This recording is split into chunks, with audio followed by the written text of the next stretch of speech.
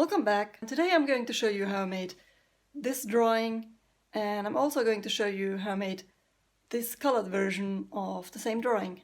Quick disclaimer on the beginning: although this was meant to be just a drawing exercise, you can buy the finished design on t-shirts, on mugs, on books, on pins in my TeePublic shop. I'm going to leave the link in the description box below.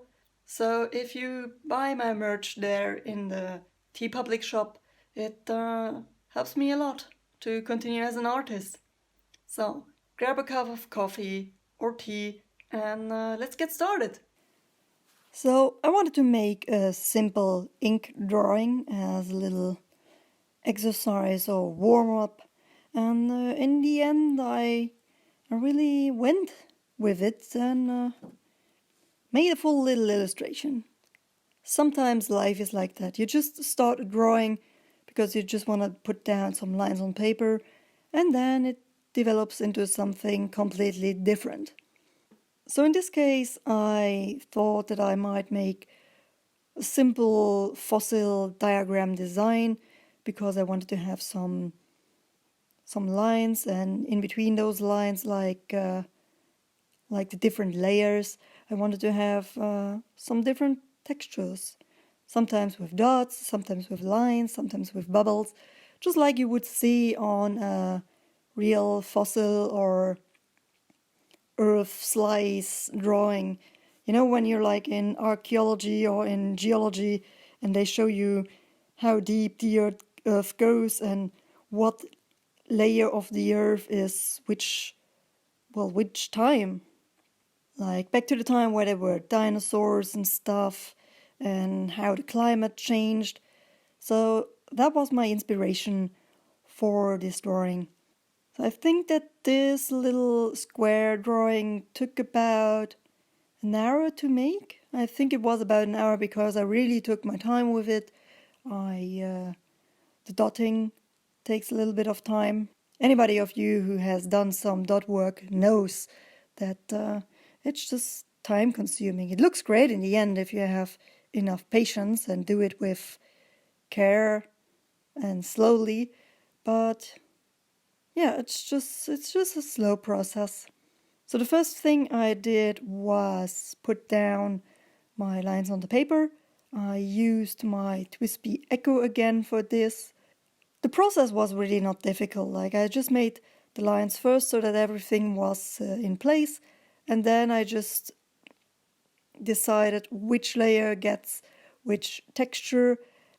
And I also wanted to have some layers in there where you can see some dinosaur fossils, and like I really wanted to add a trilobite. You call them trilobite.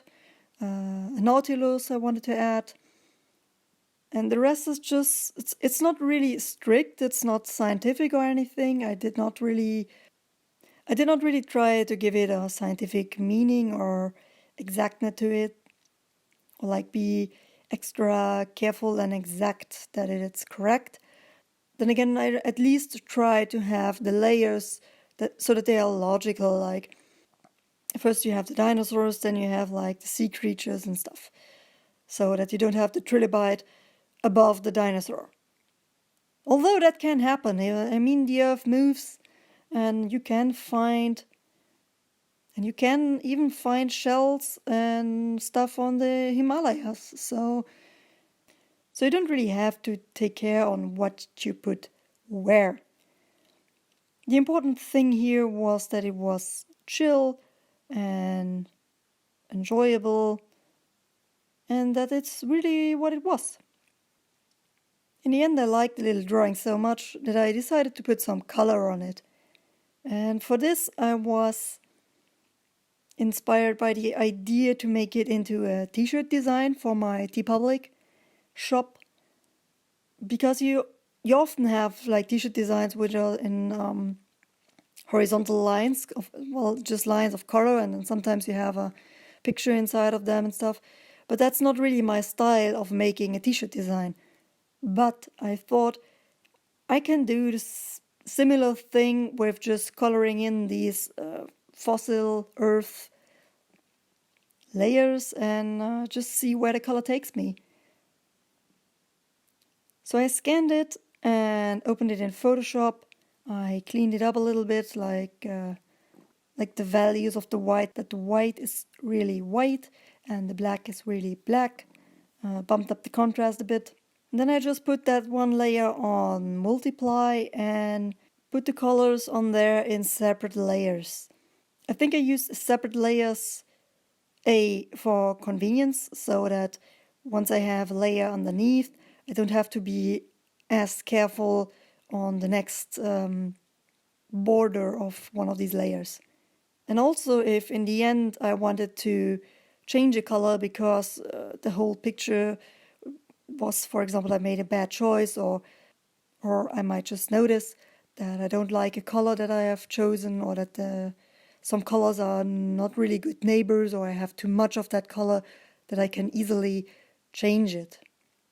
I think I also played around a little bit with some grays and greens and browns, but I did not want to have too many different colors in there, so it stays quite simple.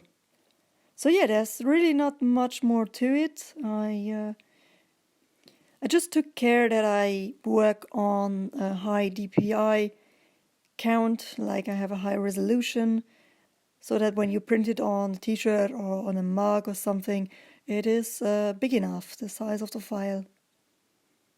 So yeah, if you enjoy the end result, I would really appreciate it if you could take a look on what you can get in my TeePublic store with it. It always helps me if you buy some merch with my designs on it. As you guys probably know, if you're not new to my channel, I'm a freelance artist and illustrator, animator, and this is how I make my living. So thank you for watching, and if you like my content, please like this video, subscribe, consider commenting on my videos because it bumps up my rating in the algorithm, and really just something like a tiny click on that thumbs up button helps me a lot. So, see you next time. Bye.